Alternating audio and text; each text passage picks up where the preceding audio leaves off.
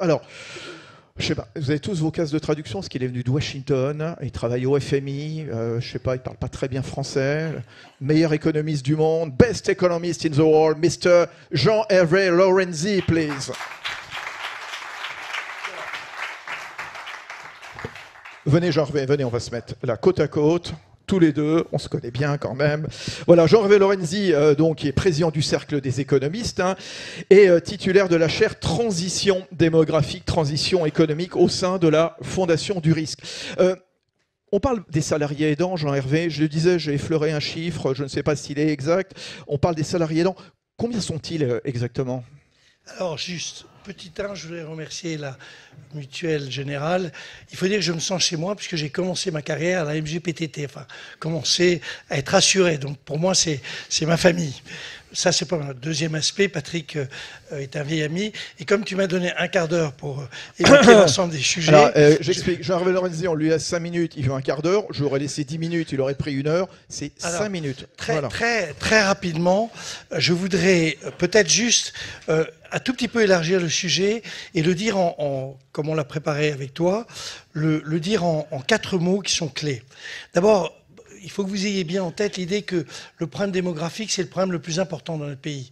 On l'a vu à travers les histoires de retraite, on le voit à travers les histoires de dépendance. Peut-être juste un chiffre, je vous donnerai un chiffre sur chacun des éléments. En fait, les plus de 60 ans, je viens moi d'y arriver, donc c'est tout juste. Les plus de 60 ans, c'est 26% aujourd'hui. Dans 5-6 ans, ce sera 32%. Ce qui est énorme, ça veut dire que c'est les retraites, c'est la dépendance, c'est la santé, c'est toute une série de choses. Et si je prends juste le coût de la dépendance, parce que c'est quand même de ça dont finalement il s'agit, nous nous apercevons que on va passer de... Alors, sur les chiffres, c'est toujours faux, hein, mais les ordres de grandeur sont vrais. On passe de 30 milliards aujourd'hui à 52 milliards dans 4-5 ans. Donc, c'est absolument géant, presque le doublement. Et ça n'est que le début de notre problème, la dépendance, et donc les aidants. Toute forme d'aidant, c'est majeur. 2, je réponds à ta question. Il y a les aidants que moi j'appelle salariés, mais en fait c'est les aidants professionnels, ceux dont c'est le métier. Vous savez qu'il y a un énorme sujet qui est celui du rejet en fait de ces métiers-là par les gens qui cherchent un métier. Il y a aujourd'hui des milliers de personnes, on en cherche des milliers qui aujourd'hui refusent cette affaire-là. Il faut que vous sachiez que nos gouvernants, qui sont jamais à l'abri d'un chiffre faux, évoquent très souvent le fait qu'il y en a 500 000 aujourd'hui, il devrait y en avoir 900 000 dans 4-5 ans. C'est donc un réservoir géant. Vous voyez bien que derrière, il va falloir payer, et les payer mieux, et les payer de manière beaucoup plus, j'allais dire, leur attirer ces personnalités. Et puis, il y a ce que nous appelons les salariés, les aidants salariés. Ça, c'est passionnant. Alors, les chiffres, là aussi, ils veulent dire ce qu'ils veulent dire, et je commence à répondre à ta question. Tu vois, il a fallu juste 3 minutes. 3 minutes, il faut que on dit que le nombre d'aidants pour les 6 catégories d'agir, donc ça va de systèmes très graves de dépendance jusqu'à des choses qui sont beaucoup plus simples. Agir 6, c'est quand même beaucoup moins important. Il y en aurait 11 millions. 11 millions. Ce chiffre est évidemment absolument invérifiable, mais disons que c'est très important. Premier sujet. Deuxième sujet, dedans, la partie des gens qui ont une activité salariée, en gros, c'est la moitié. Alors, avec mon camarade Villemeur, qui est un ingénieur, donc il fait toujours bien, maintenant il maîtrise complètement la division. On a divisé les 11, ça fait 5,5. Hein, c'est bon. Hein, Alain, tu es d'accord? 5,5. Tout ça est approximatif. Et sur les 5,5, c'est très important de savoir 2 chiffres. Alors au passage, parce que j'ai peur de ne pas le redire, l'enquête est formidable. C'est formidable d'avoir fait cette enquête. Elle est passionnante parce qu'elle montre à quel point ce sujet est vraiment vécu par toute la société française comme un sujet majeur, et donc qu'il va falloir trouver des solutions. Là-dessus, majorité de femmes, 57 je crois et majorité de gens qui ne se sentent pas bien, soit physique, je parle des aidants, hein, qui ne se sentent pas bien, soit psychologiquement, soit physiquement, c'est plus de, je crois que c'était 53 ou 54%.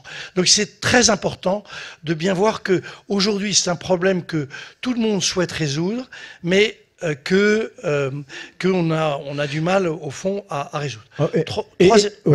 Vas-y. Non, troisième sujet, Patrick l'a évoqué il y a un instant, c'est vraiment le problème majeur pour essayer de convaincre qu'il faut trouver des solutions vite. C'est le fait, comme tu l'as dit Patrick, que on montre les études économiques, alors je suis le premier à me méfier des études économiques, mais quand même, il doit y avoir un fond de vérité, que si les aidants salariés, qui sont aujourd'hui extrêmement peu nombreux à demander ou à s'exprimer sur le sujet, parce qu'ils ont peur de leur DRH, parce qu'ils ont peur de ceci. Je crois qu'il y en a 6000 sur des centaines de milliers. Donc c'est un sujet absolument majeur. Si on arrivait à faire que ce sujet-là devienne un sujet normal, et un sujet à la fois exprimé et d'une certaine manière rémunéré, on aurait vraisemblablement des gains de productivité qui à peu près équilibrent le montant de ce que l'on donnerait. Alors avec Alain Villemeur, qui est toujours ingénieur et toujours maîtrise maintenant la multiplication, on a inventé le dispositif. Aujourd'hui, l'ASHPA, les ASHPA, enfin, je prononce ASHPA, mais vous savez, ces allocations journalières pour les proches aidants, elles sont très limitées, puisqu'on a le droit sur toute une carrière à 66 jours, et on a le droit qu'à un peu plus de 58 € par jour. Et très peu de gens osent le demander, évidemment. D'abord parce que c'est assez très faible, que c'est très limité, et qu'on ne sait pas comment c'est perçu. Monsieur le DRH, je dois partir. Alors 44% demandent des jours de congé, mais des jours de congé qui sont par nature non rémunérés, ou des jours d'arrêt non rémunérés. Avec Alain, on a imaginé de doubler le nombre de jours, donc environ sa multiplication, c'est là où 2 fois 66, donc vous faites le calcul vous-même. 132. Voilà, 132. Et deuxième chose, on prenait la journée du SMIC, c'est-à-dire 78 €, environ 78 €. On s'apercevait, et c'est là où ce que tu as dit Patrick, c'est vraiment le nœud du sujet, c'est que les dépenses complémentaires qui seraient faites sont en fait contrebalancées par des gains de productivité parce que les gens se sentent mieux, parce que ce système fait partie de la vie, que ça fait partie finalement j'allais dire de la carrière et du mode de fonctionnement des gens, et que quand les gens se sentent bien, ils sont plus productifs, ils sont plus ceci, ils sont plus cela. Et je voudrais juste terminer parce que je voudrais vraiment m'incliner devant la qualité de ce qui a été demandé à plusieurs milliers de personnes, c'est le fait qu'on s'aperçoit que 90% des salariés, qui par nature ne sont pas tous aidants, sont d'accord pour que on rémunère les aidants. Donc il y a une espèce de côté de solidarité, parce que il y a des tas de domaines où il n'y a pas de solidarité, mais sur le fait que quelqu'un aide ses parents, aide des malades, etc., qui sont proches, ça c'est quelque chose qui est vécu de manière extrêmement solide, forte. Résumé de la situation, j'ai presque fini, hein. Voilà. Résumé de la situation, c'est formidable que la Mutualité Générale s'empare de ce sujet. Ça donne, et puis j'ai vu votre programme, Philippe Val, etc. Donc c'est formidable. 2, le questionnaire était top et absolument passionnant. 3e sujet, le sujet est de toute façon devant nous. L'énorme paquet sur les 22 milliards de plus, d'après nos calculs, qu'il faudra dépenser dans 5-6 ans, hein, donc c'est très rapide.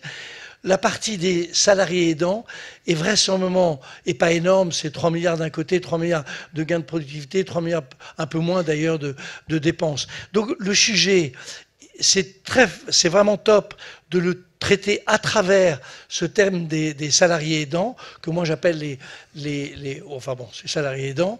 Et donc, c'est par rapport à ça qu'il faut absolument se bagarrer. Et ce que tu as dit, Patrick, à travers les gains de productivité, car je termine juste là-dessus, l'énorme problème de la démographie, c'est qu'on a beau raconter tout ce qu'on veut, que c'est vachement sympa d'avoir 75 ans, même 76, franchement, c'est plus sympa d'avoir 20 ans.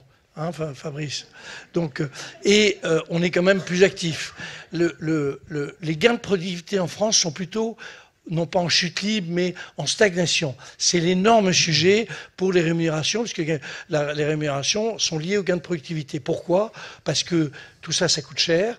2, parce que la population active diminue. Et troisième aspect, c'est que les salariés, enfin les plus de 60 ans, ont tendance à conserver leur épargne en étant très protecteurs de leur épargne.